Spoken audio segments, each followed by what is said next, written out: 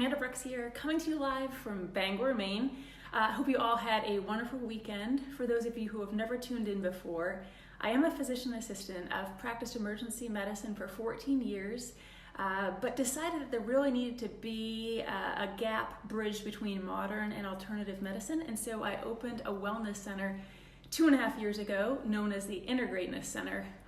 And so trying to bring you guys some value that you'll find helpful. And I thought today I'd do a video about depression. It's the holiday season. We're all supposed to be happy and having a jolly time. And sadly, I think that several of us are still suffering from depression. So wanted to give you guys a little bit of history to kind of clue you in. Back in 1950, Thorazine, antidepressant, was created. It was founded, right?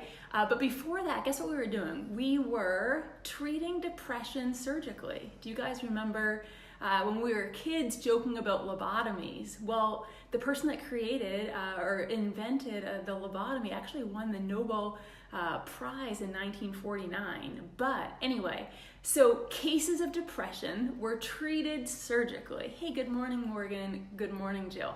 So glad that's not the case today. And before hundreds and thousands of lobotomies were performed, guess what they were doing, you guys? They were doing colectomies. So they were taking out people's colons because they thought that there was a link between bad bacteria in our guts and our mental state of health.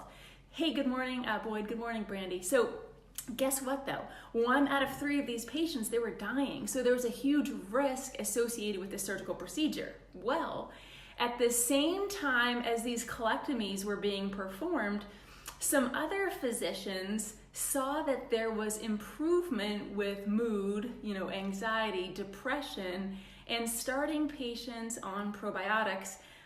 We couldn't deduce at that time that probiotics were improving their mood because these same people, these same patients, were being started on a vegetarian diet. So essentially a plant-based diet.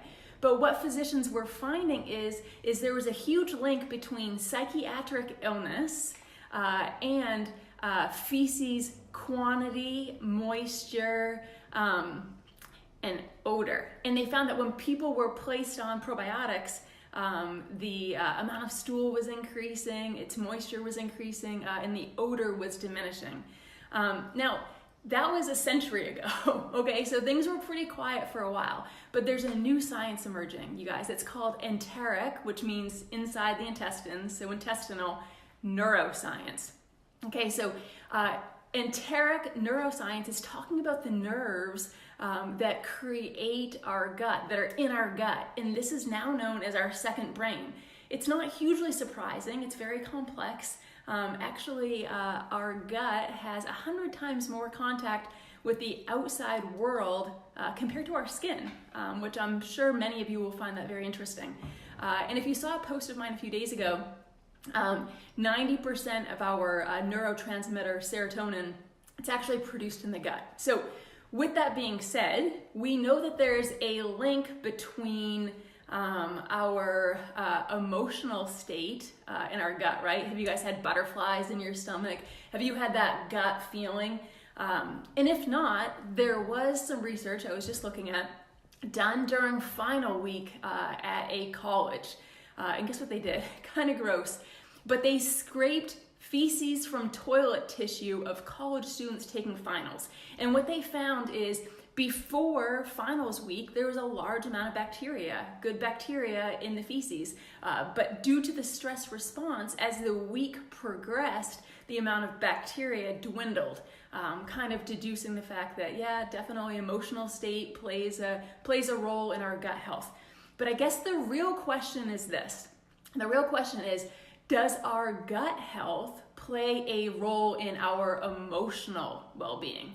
And if so, how could we help to change that? So they looked at a study of patients suffering from chronic fatigue syndrome, and many patients suffering from chronic fatigue syndrome, they actually complain of gut dysfunction. So they took a small study size of these patients and they started them on a probiotic, and guess what happened? Their mood dramatically improved. But what I was concerned about, or what I wanted to know about, is how about people like, that are healthy, otherwise healthy people? Can probiotics improve, their mood? And so they assessed the psychotropic properties of probiotics on otherwise healthy people. They put people on probiotics for 1 month only. And after a month, guess what? Depression, anxiety, these things improved. So, how exactly does that work? Well, there's a variety of proposed mechanisms. But my message today, it's quick. It's if you're not taking a probiotic, you need to be. If you have mood issues, we have to remember to take good care of our guts. So, there's a lot of other things besides a probiotic that we need to do to take care of our guts, like, avoiding toxin exposure, adhering predominantly to a plant-based diet. But guys, my message is if you're not taking a probiotic, get on one. And if you don't know which one to use, then message me and we can go from there. But anyway, hope you guys found this helpful. I'm sure you yourselves have suffered from depression, anxiety, mood disorders in the past, or you know someone who has. So if that's the case, like this, share it with them, and hope you guys are getting ready for the holiday season and enjoying yourself. So hey, take care, have a great day, bye.